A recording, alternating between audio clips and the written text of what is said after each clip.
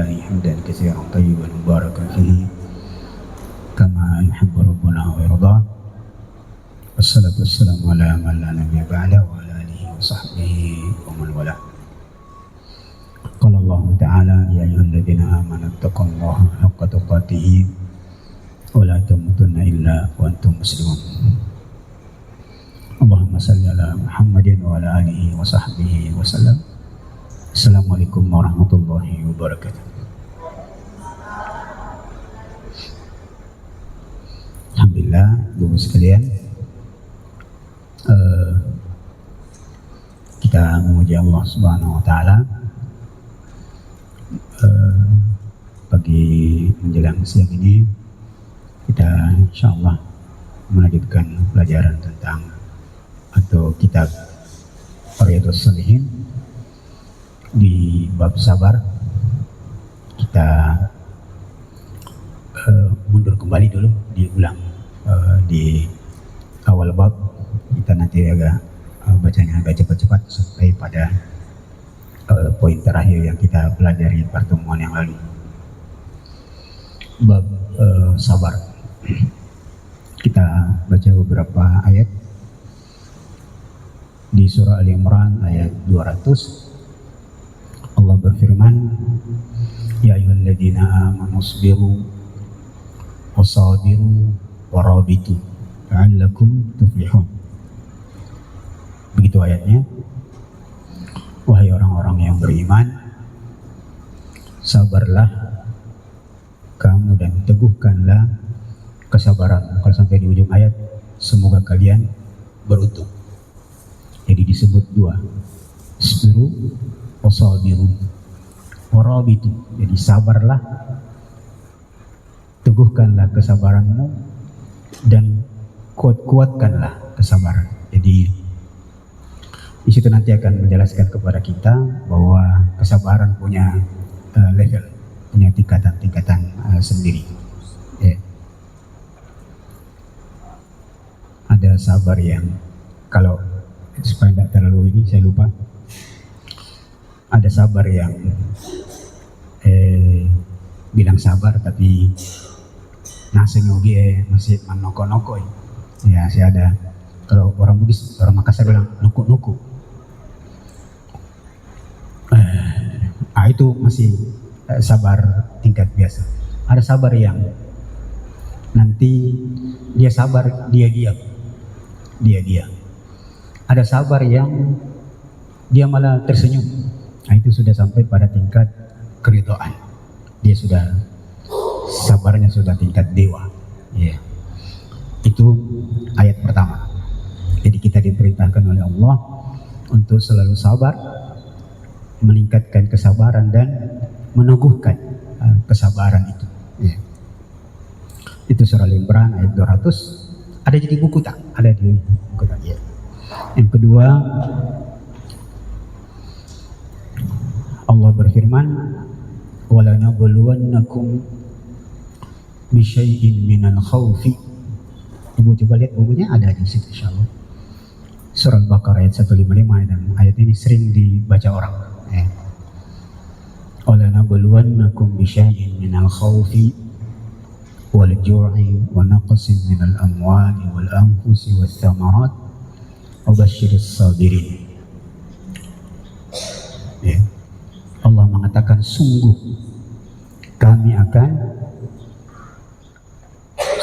pasti kami akan memberikan cobaan kepada kalian dengan sedikit. Ibu perlu nanti garis bawahi sedikit. Kami akan memberi cobaan kepada kamu atau kalian dengan sedikit ketakutan,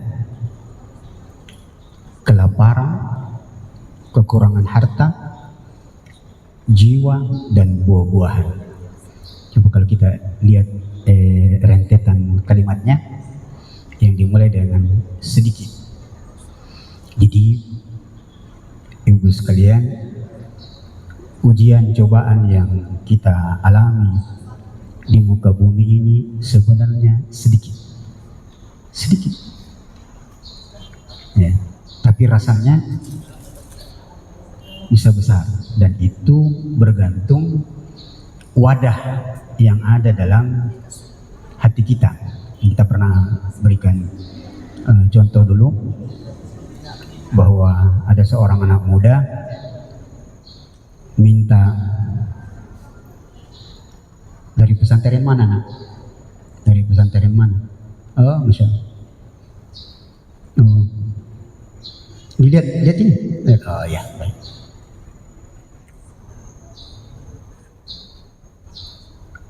Pakai. Kalau dikasih pakai. Ayo.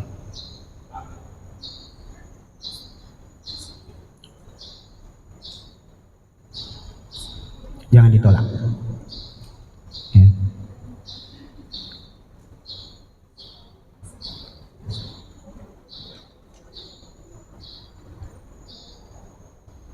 Ada 3 benda yang tidak boleh ditolak. Nanti sekalipun teksnya tidak ada hubungan di situ.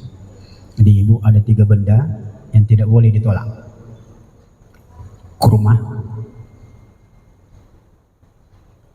susu. Tapi sebagian ulama mengatakan kurma dan susu disebut satu.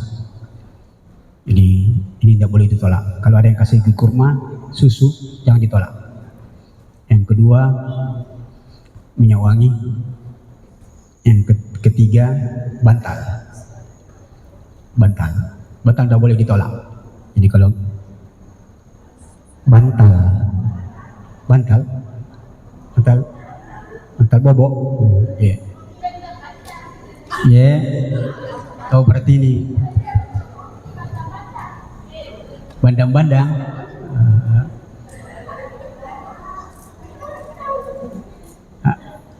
Oh, kedengarannya apa, Bu? Oh, mungkin ini jelas di suaranya, Bu. Bandang-bandang. Oh, bandang. Oh, itu bandang-bandang namanya, Bu. Sekarang sudah berubah namanya, bukan mirokor-konti, bukan bandang-bandang namanya itu, Bu. Sudah bisa maca. Sekarang istilah semua yang warna hijau berubah jadi maca. Ya, biar dadar gulung sudah diganti namanya jadi resoles maca. Ada saja. Alhasil itu tidak boleh ditolak. Bantal, minyak wangi, kemudian digabung susu dan kurma, tidak boleh ditolak. Nah, hubungannya dengan itu, karena dia seperti bantal, ya, tempat menulis itu kalau dikasih jangan ditolak. Ya, uang. Iya, Bu.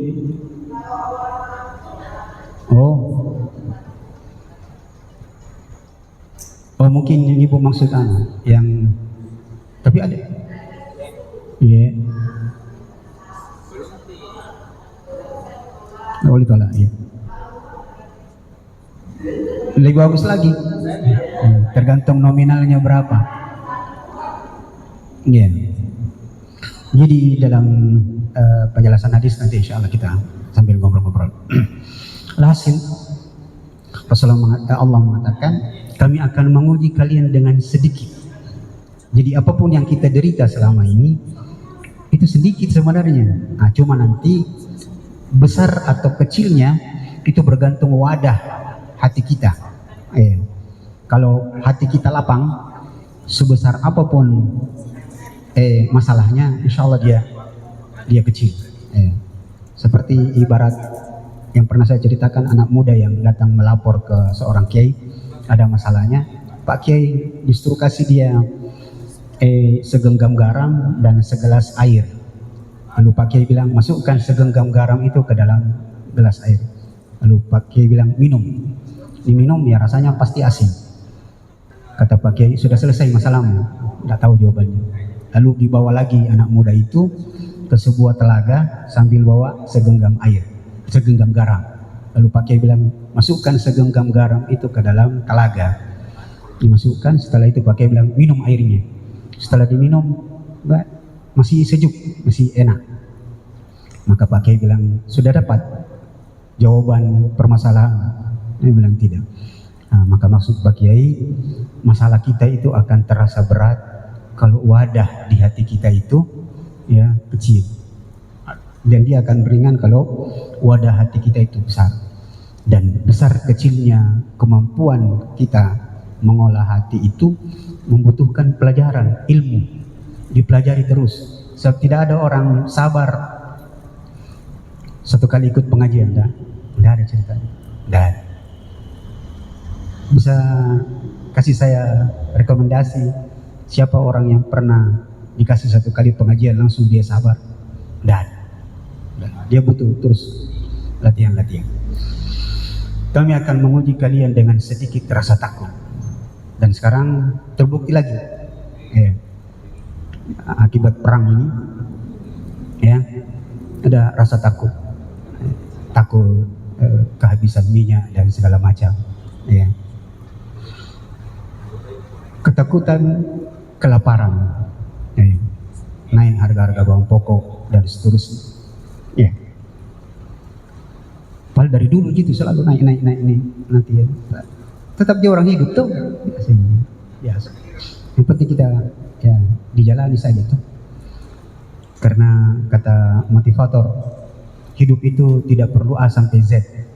Hidup itu juga cuma cukup satu huruf, B. Hidup tidak usah neko-neko A sampai Z, tidak usah banyak tuntutan, B saja. Kalau mau bahagia cukup B. Berusaha, beribadah, bersyukur, berduit. Selesai pesan. Yang penting sudah berusaha, ya kan? Beribadah, bersyukur, berduit. Selesai. Cukup B, tidak usah A sampai Z. Ya. Orang neko-neko. Santai saja. Woles, hidup yang woles. Mbak, itu Bu, woles itu apa artinya woles, Bu? Woles, betul, WOLES, bacanya dari kanan. Slow, santai aja lu bro. Ya. Baik. Ketakutan, kelaparan, kekurangan harta, jiwa. Ada ya keluarga yang meninggal dunia, ya. Ibu, sambil pelan-pelan. Itu kematian kalau ada orang meninggal di keluarga kita atau tetangga kita, harusnya orang bersedih nih. Tapi saya sudah sering mengamati tetangga saya, bahkan keluarga saya. Kalau ada orang meninggal, bahkan mamanya sendiri yang meninggal atau suaminya yang meninggal, itu menangisnya tidak lama. Bahkan jenazahnya masih ada di situ, orang di sekelilingnya masih sudah bisa ketawa-ketawa. Itu karena ya hati ini tidak pernah dilatih belajar tentang agama. Banyak. Dan keadaan seperti itu, ibu sekalian, memberikan petunjuk penting kalau hidup jangan terlalu merasa terlalu dibutuhkan orang. Jangan terlalu merasa terlalu dibutuhkan orang. Kasih porsi untuk dirimu untuk istirahat. Karena kalau mati gampang sekali kita lupa orang. Belum pergi dikubur seorang sudah ketawa-ketawa. Ini kemarin ada tetangga meninggal dunia, anaknya sendiri. Nangis. Begitu diam sebentar, ketawa-ketawa, ketemu sama itu. Luar biasa. Jadi membutuhkan ilmu untuk bisa sabar. Baik. Ujungnya Allah mengatakan wabasyiris sabirin, dan berikan berita gembira kepada orang-orang yang sabar. Nah, inilah nanti poinnya, apa itu sabar, bagaimana definisinya dan kiat-kiatnya.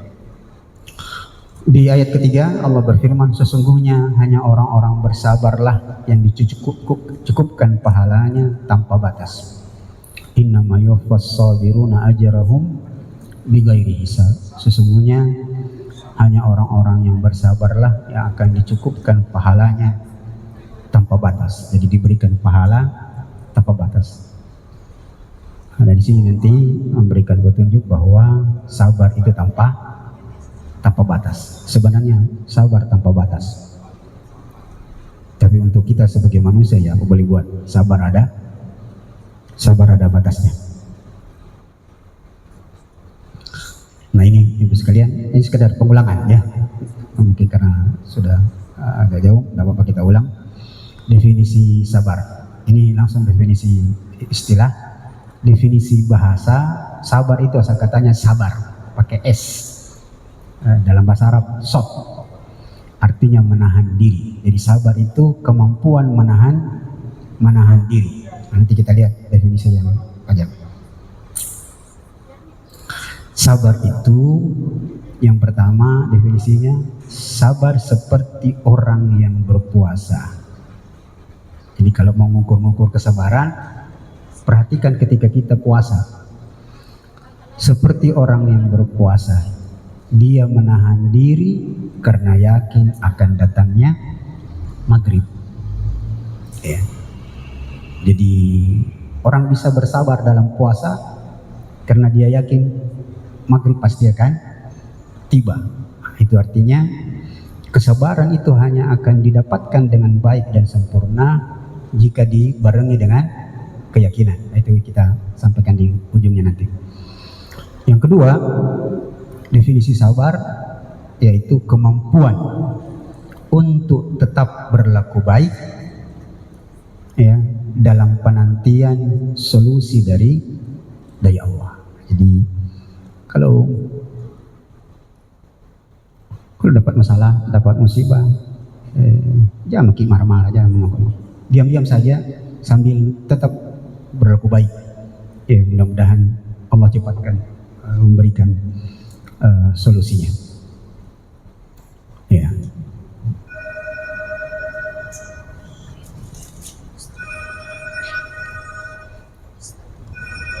Saya pernah sampaikan. Hidup itu Bu, empat sudut, kayak 4 sudut meja ini. Hidup kita di dunia ini, 4 sudut meja. Ada, tidak ada, kurang, banyak. Ada wanta, ada wanta, lagi tidak ada. Ada wanta, banyak. Ada wanta, lagi sedikit. Dan siklus itu pas di setiap titiknya dia memberikan pelajaran. Iya. Biasanya ibu bisa cek, ingat-ingat masa ibu muda dengan suami. Kalau banyak-banyak uangnya suami tak, ibu banyak penghasilannya, itu banyak-banyak juga dia di rumah atau kurang-kurang di rumah. Atau ini lebih sederhana. Lebih sering keluar di luar atau lebih sering di dalam rumah kalau uangnya banyak? Di luar. Tapi kalau sedikit uangnya, biasanya banyak-banyak di rumah. Kurang uangnya tapi banyak perhatiannya kepada istrinya. Bantu-bantu mencuci apalah segala macam daripada tidak ada dibikin. Cuma ya anak-anak muda sekarang yang jadi suami kalau tidak ada dibikin tidur saja main HP. Ini juga masalah suami-suami rubahan. Baik, kita lanjut. Jadi kemampuan untuk tetap berlaku baik dalam penantian solusi dari Allah. Jadi begini Ibu, kalau nanti suatu saat janjian dengan seseorang di suatu tempat, tetaplah berlaku baik dalam penantian. Lama tidak datang, perjanjian jam 9, sudah setengah 10 tidak datang, baru setengah jam, biasa. Nah, supaya tidak terlalu gelisah, tetap berlaku baik. Apa itu? Baca Quran kah atau apalah segala macam, atau tidak apa-apa scroll YouTube kah apakah segala macam yang ada manfaat, itu akan jauh lebih bermanfaat dan itu bisa melatih kesabaran. Baik, kemudian ibu sekalian, Yang ketiga, sabar itu berada pada 3 keadaan. Yang pertama, saat melakukan ketaatan. Jadi melakukan ketaatan pun membutuhkan kesabaran. Ya. Kita sholat butuh kesabaran. Ya. Sholat ibadah kan butuh kesabaran. Ya. Kalau kita sholat, kalau ada anak-anak main-main, tidak ada ceritanya orang sholat ada anak-anak main sholat. Itu ditahangi di dalam. Sebentar sudah salam baru bukan datang. Tapi pintar ini anak-anak. Begitu tasyahud akhir lari nih. Nah, itu membutuhkan kesabaran. Dan kesabaran yang paling kuat dalam ibadah adalah ibadah haji. Haji, setengah mati. Delay pesawat, kita tawaf, disentuh orang. Kalau sentuhan biasa baik, tapi kalau yang nabrak sampai dada dipukul sampai, setengah mati. Nah, itu butuh kesabaran. Apalagi musim panas, setengah mati. Yang kedua, sabar pada takdir Allah. Jadi kalau ada ujian, cobaan yang menimpa, di sini membutuhkan kesabaran. Yang ketiga, sabar dari kemaksiatan, hal-hal yang berbau maksiat dan dia menyenangkan, ya. Ketika kita bisa menahan diri untuk tidak melakukannya, disitulah kesabaran diuji, dan ketika kita berhasil, insya Allah masuk dalam kategori orang-orang yang sabar. Yang terakhir, sabar plus yakin akan menghasilkan pribadi yang kuat, sebagaimana dijelaskan oleh Allah dalam surah Sajadah ayat berapa kemarin itu di ayat 30-an di surah Sajadah. Wa ja'alna minhum a'immatan yahduna bi amrina lamma sabaru wa kanu bi ayatina yuqinun. Jadi sabar itu harus berdampingan dengan keyakinan. Ya, kita bisa sabar karena kita yakin pasti ada titik akhirnya. Yakinlah bahwa ada titik akhir, maka bersabarlah untuk meniti jalannya. Jadi istilah orang, hidup ini nikmati saja prosesnya. Di ujungnya engkau akan mendapatkan hasil dari apa yang engkau sabar dan menjalani prosesnya. Baik, nah sekarang kita dengarkan perkataan Anas bin Malik radhiyallahu an. Beliau mengatakan, ini belum masuk di hadisnya, tidak ada di buku, tak? Ada di sini. Anas bin Malik radhiyallahu an berkata bahwa Nabi pernah bersabda, "Idza aradallahu bi 'abdin khairan." Itu bahasa Arabnya, tapi bahasa Indonesianya langsung saja ya. Jika Allah menginginkan kebaikan kepada seorang hamba, maka Allah, ini catatan tadi, maka Allah menyegerakan hukuman atas dosa hamba itu di dunia. Dan jika Allah menginginkan keburukan kepada seorang hamba, maka Allah menahan hukuman atas dosa hamba itu sampai ditemuinya di hari kiamat. Penjelasannya begini, para nabi, kemudian generasi yang soleh setelahnya, selalu kita mendapatkan kabar tentang mereka, begitu melakukan kesalahan langsung kena, langsung diadab. Nabi SAW dalam satu peristiwa yang nanti ibu bisa cek asbabun nuzulnya, surah Ad-Duha. Itu Nabi SAW melakukan kesalahan yang beliau tidak sengaja, beliau tidak tahu. Apa hukumannya? Wahyu terlambat turun. Apa kesalahan sederhananya? Beliau lupa bilang insya Allah.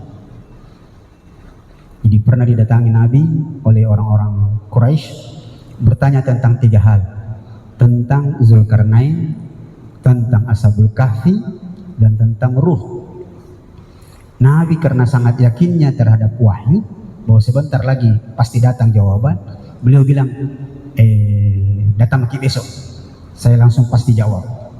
Beliau lupa bilang insya Allah. Gara-gara tidak bilang insya Allah, kena Nabi SAW, ditunda, disebutkan sampai 2 pekan. Wahyu sebagai jawaban untuk pertanyaan itu tidak turun. Nabi Sulaiman lebih parah. Kita pernah cerita, Nabi Sulaiman pernah bersumpah akan mentawafi istrinya yang jumlahnya 99, lalu dia berharap semoga istrinya yang ditawafi sebanyak 99 di malam itu semua melahirkan para pejuang. Sayangnya beliau lupa bilang insya Allah. Akhirnya tidak ada yang hamil kecuali 1. Itu pun hukumannya lahir setengah manusia. Setengah manusia, cuma tidak disebut apa setengahnya, buaya atau apakah, bukan, tidak disebut. Ya, itu hukuman untuk para nabi. Begitu melakukan kesalahan dan kesalahan yang sederhana. Ya, itu maksud hadis ini. Dan ulama-ulama biasa kalau melakukan kesalahan sedikit saja, seperti Imam Syafi'i. Seperti Imam Syafi'i disebutkan dalam riwayat, beliau pernah lagi berdiri di depan rumahnya sambil menghafal hadis. Tiba-tiba lewat seorang perempuan, ya,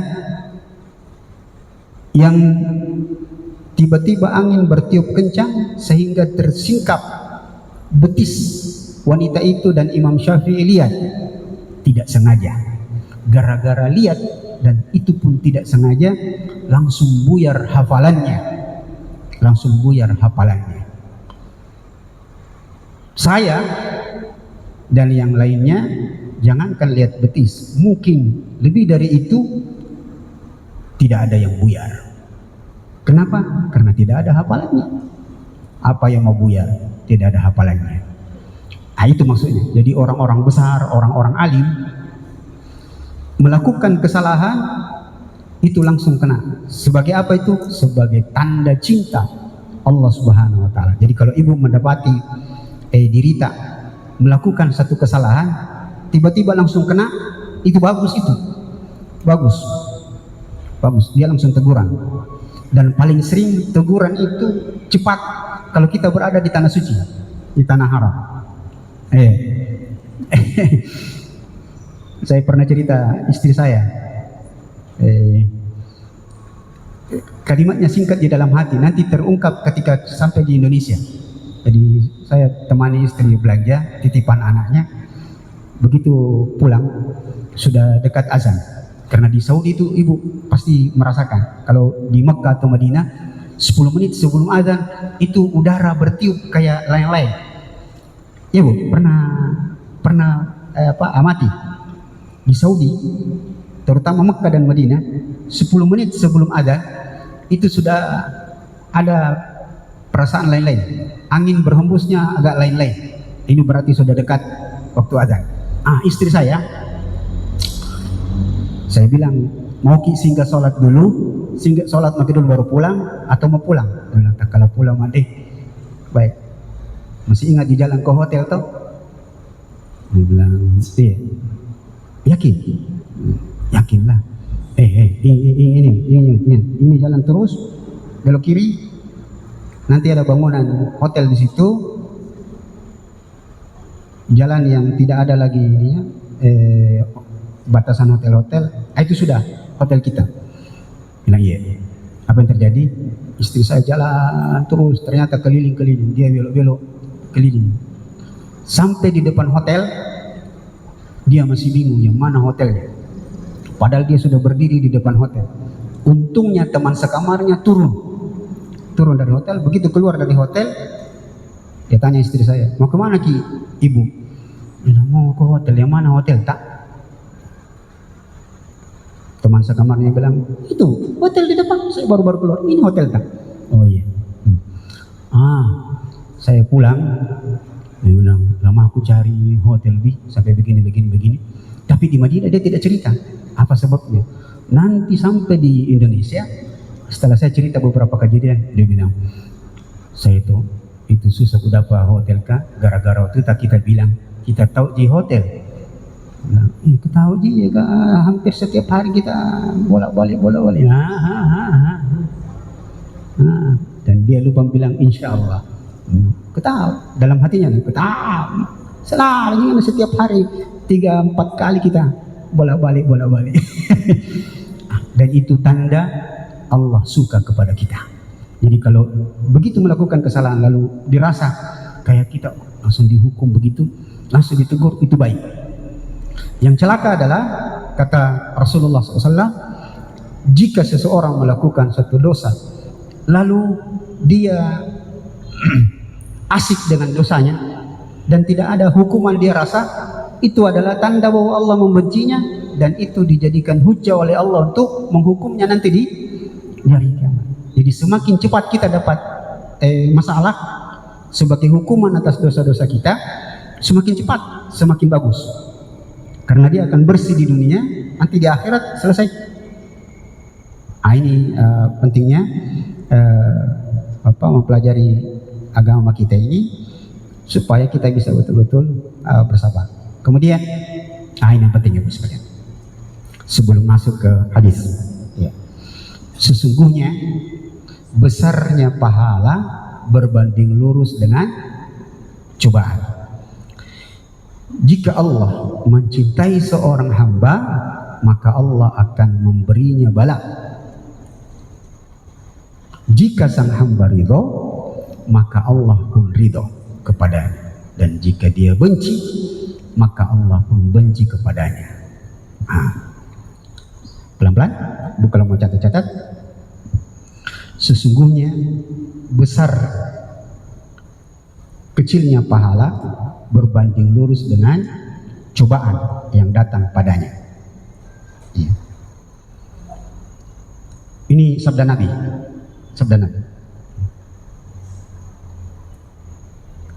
Sesungguhnya besar kecilnya pahala berbanding lurus dengan cobaan. Kemudian Rasulullah mengatakan, jika Allah mencintai seorang hamba, maka Allah akan memberinya bala. Bala artinya ujian. Jadi ciri-ciri cinta Allah kepada kita, Allah memberikan kita ujian. Tinggal bagaimana kita menyikapinya. Jika sang hamba ridho, maksudnya terhadap ujian itu, ya, tidak menokok-nokok, tidak, apa bahasa Indonesia yang bagus?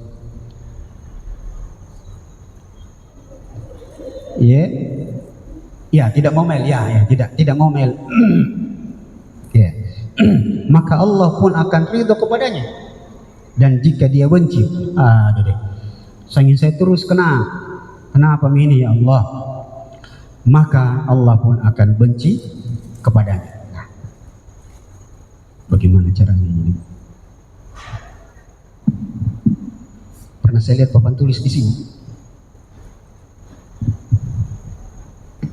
Bos ini supaya saya bisa nulis. Terus ada spidol tak, Pak Ustaz?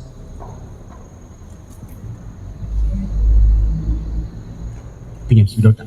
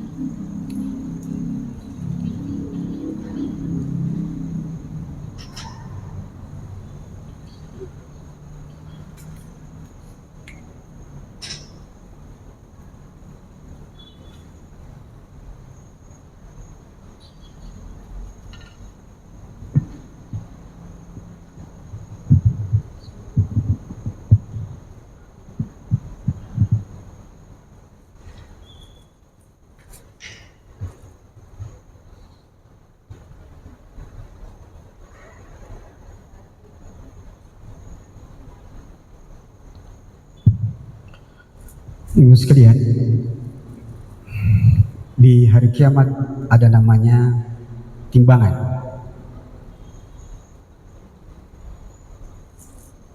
Mizan, betul. Mizan. Itu ya.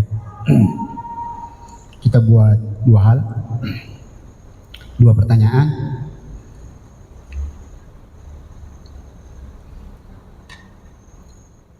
Apa yang ditimbang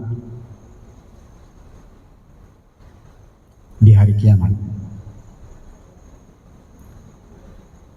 Apa yang ditimbang di hari kiamat? Saya langsung jawab saja. Yang ditimbang di hari kiamat, Ibu sekalian, ada 3.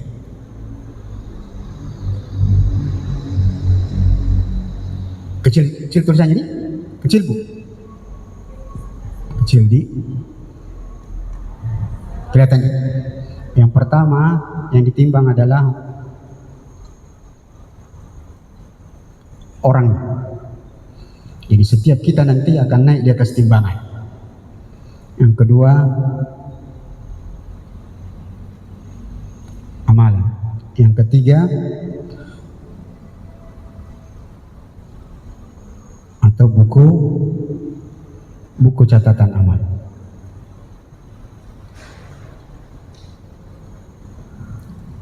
Baik. Pelan-pelan, Ibu sambil tulis-tulis.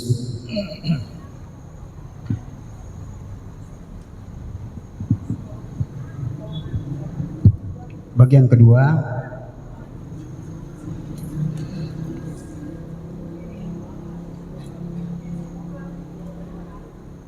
bentuk timbangan. Bentuk timbangan. Bentuk timbangan di akhirat ternyata 2. Timbangan yang pertama seperti biasa, yang neracanya 2. Jadi ada timbangan, ya, neracanya 2. Tapi ada timbangan bentuk kedua adalah neracanya cuma 1. Dan persis di dunia ada. Di dunia ini ada.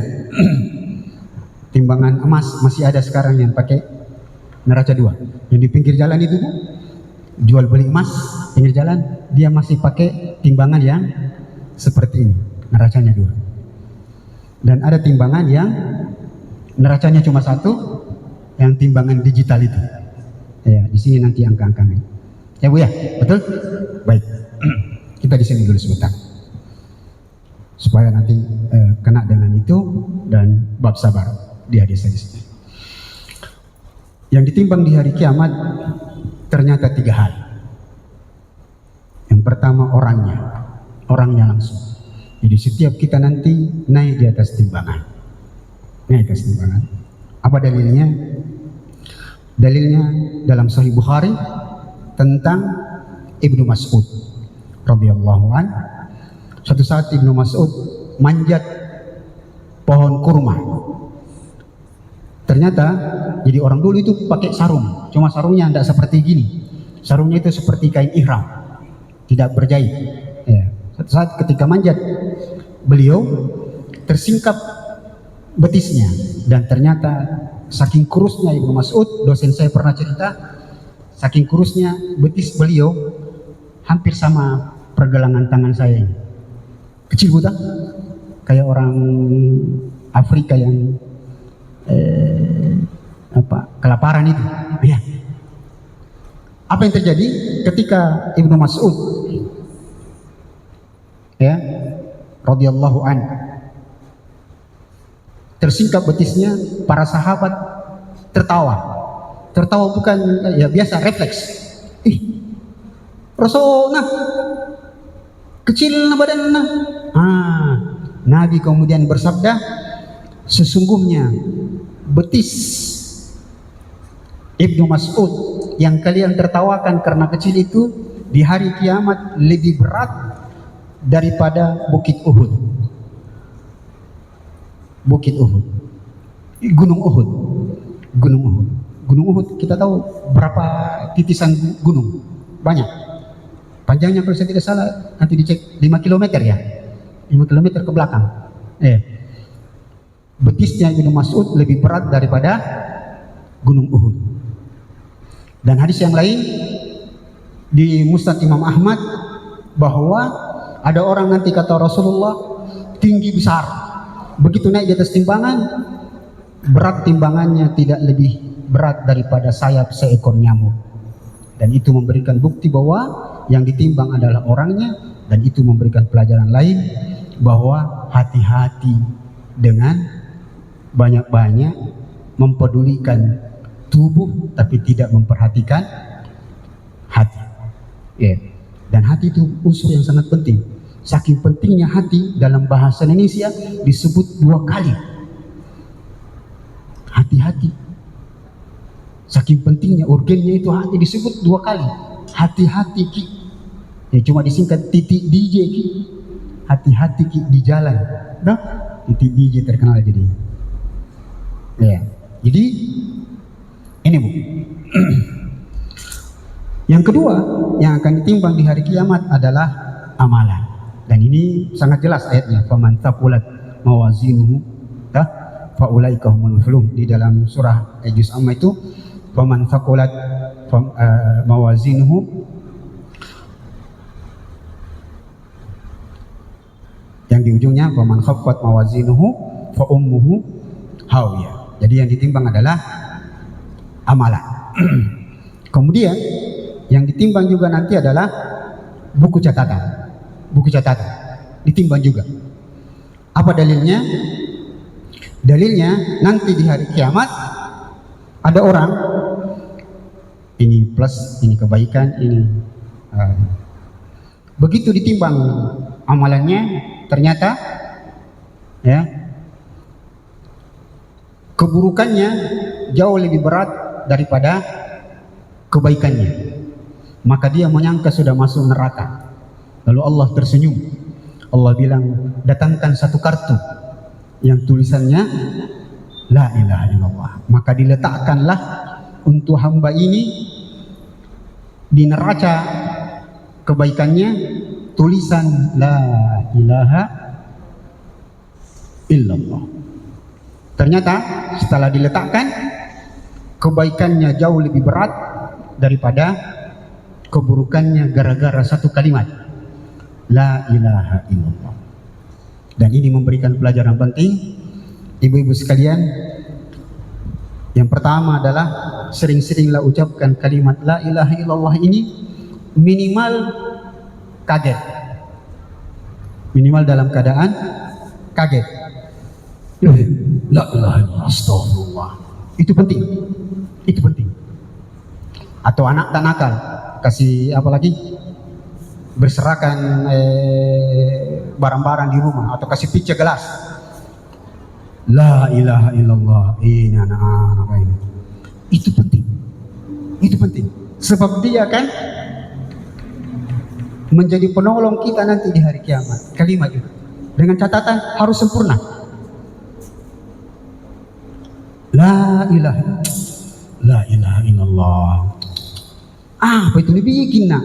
Coba marah tapi bisa bilang La ilaha illallah. Bahkan kalau kandat tuh anak La ilaha illallah. Bagus itu Bu. Bagus. Bagus.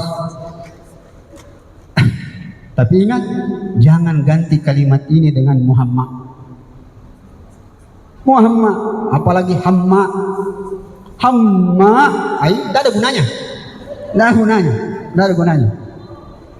Hamma. Apa Hamma? Apa Hamma? Muhammad saja tidak ada gunanya. Tidak ada. Ini hal pentingnya. Pelajaran pentingnya lagi, catatan pentingnya, tolong kalau bersyahadat La ilaha illallah sempurna. Jangan illallah. Tidak sempurna. Apa maksudnya Ya, illallah. Ada yang berzikir illallah. Zikir apa itu? Tidak sempurna, tidak ada manfaatnya nanti di akhirat. Jelas? Jadi yang ditimbang nanti pada hari kiamat, ibu sekalian, Dan semua proses ini membutuhkan kesabaran nanti di hari kiamat, karena lama prosesnya. Terutama membaca ini yang lama.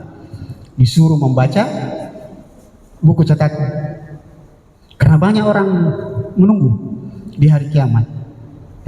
Jadi lama. Bagaimana tidak lama? Buku catatan kita sejauh mata memandang. Tapi jangan khawatir. Kok bisa cepat, Ustaz? Bisa. Kenapa? Di hari kiamat setiap kita nanti diberikan mata yang memiliki kecepatan baca yang sangat luar biasa. Kita bisa baca file kita. Kalau 1 GB Word itu dicetak berapa rim itu? Bisa 10 rim. Kalau 1 GB. Itu punya kecepatan. Nanti mata kita canggih, punya kecepatan tinggi. Dan di dunia ini sudah ada anak di Cina baru-baru ditemukan bisa membaca 100 halaman 1 menit. 100 halaman 1 menit. Dia sudah bisa secepat komputer. 1 menit 100 halaman. Itu bagian pertama. Apa ini timbang? Sekarang bentuk timbangan di hari kiamat sekali lagi 2. Ada yang 2 neracanya. Siapa mereka? Yang ditimbang amalannya nanti, yang 3 ini, yang ditimbang nanti dengan menggunakan timbangan yang 2 neracanya. Ini untuk orang Islam pada umumnya.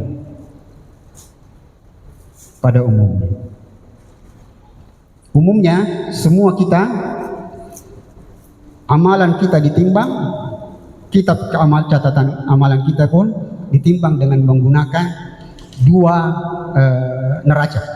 Timbangannya dengan timbangan 2 neraca. Sampai sini pas? Terlalu cepat? Tidak. Baik.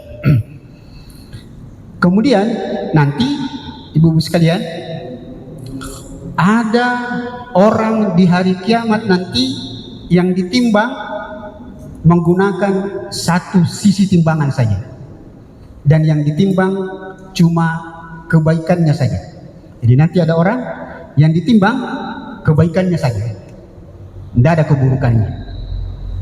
Siapa? Beritahu saya, bisa bantu saya? Siapa saja orang-orang yang nanti ditimbang di hari kiamat kebaikannya saja, tanpa ditimbang lagi dosa-dosanya? Siapa mereka? Para nabi. Nabi tidak ditimbang, ibu. Nabi tidak ditimbang amalannya memang.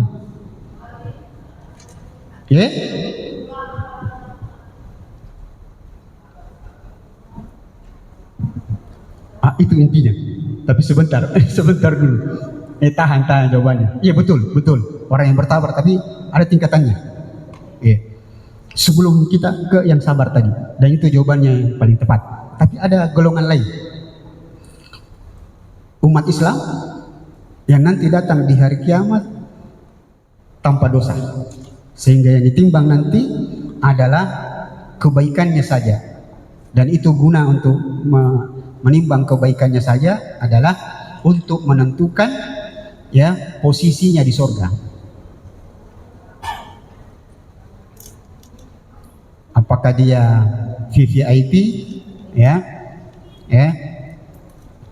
atau VIP saja, atau mungkin di tribun?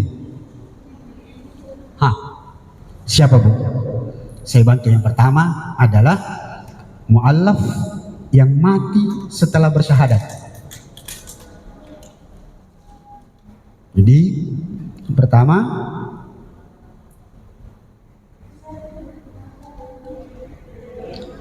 itu dia contoh orangnya. Mu'allaf yang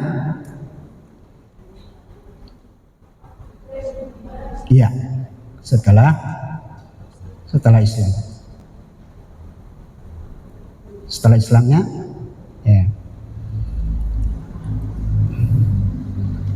ada orang di zaman Nabi menjenguk seorang anak Yahudi. Nabi bilang, masuk Islam. Lalu anak muda itu menengok ke bapaknya yang Yahudi. Bapaknya bilang, ati Abul Qasim, ikuti agamanya Abul Qasim. Maka dia pun bersyahadat. Setelah syahadat mati. Itulah nanti yang masuk surga. Sebelum masuk surga ditimbang amalan kebaikannya saja. Dan hebatnya ini Bu, seluruh kejahatannya habis, terhapus, dan catatan keburukannya, catatan negatifnya berubah menjadi kebaikan. Dosa-dosanya dihapus, semua catatan keburukannya berubah menjadi catatan kebaikan. Dengan saran saya, catatan jangan pernah terlintas di pikiran hati dan pikiran ibu, kalau begitu saya jadi kafir saja dulu Ustaz, saya mati. Ya, tidak bisa, jangan, bahaya.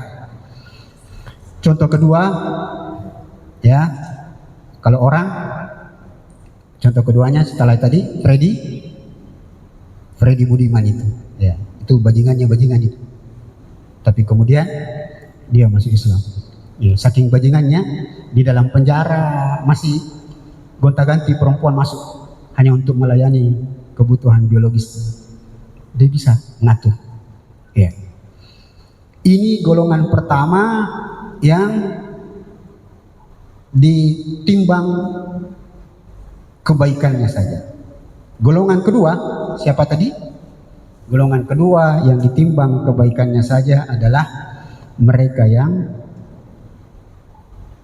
bersabar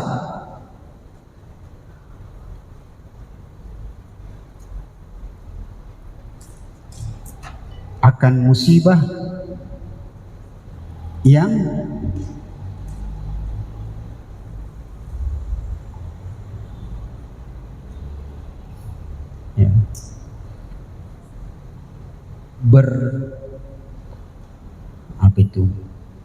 bertubi-tubi,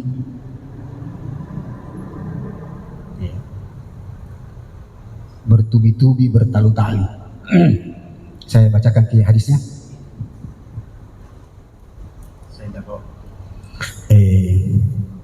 Saya sebutkan terjemahannya saja. La yazalul bala'u ala abdil mu'min awil mu'mina fi waladihi au malihi. Tidaklah sebuah musibah, ujian menimpa seseorang pada jiwanya, keluarganya, anak-anaknya, yang ujian itu bertubi-tubi, bertalu-talu, ya, dan kemudian dia bersabar, kecuali nanti dia datang menghadap Allah tanpa dosa. Jadi nanti ada orang datang di hari kiamat dari umat Nabi Muhammad SAW, datang tanpa dosa. Siapa diantaranya? Yaitu orang-orang yang hidupnya penuh dengan derita. Jadi kalau istilah orang Indonesia, sudah jatuh tertimpa tangga lagi, baru kena selesai masalahnya, baru tarik nafas, datang lagi, ya Allah.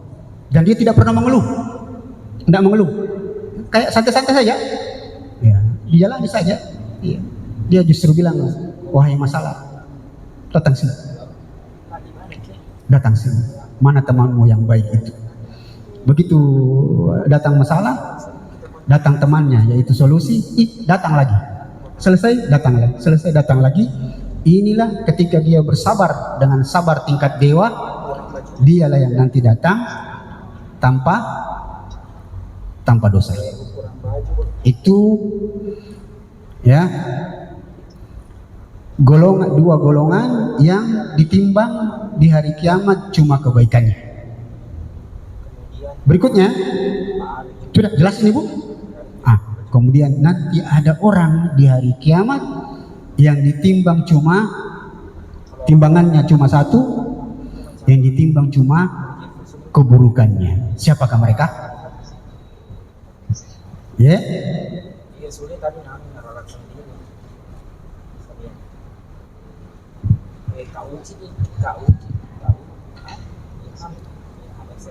Terus yang satu itu benci, Semua kalau dia sempat bertobat, dihapuskan dosa. Dan nanti berurusan di hari kiamat. Berurusan dengan hari kiamat. Tetap ada kebaikan-kebaikan. Yang ditimbang, orang yang akan ditimbang keburukannya saja adalah orang-orang kafir.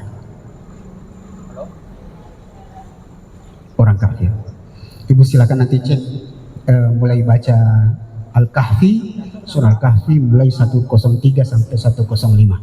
Ujungnya nanti jadi jawaban. Surah 18, surah Al-Kahfi 103 sampai 105.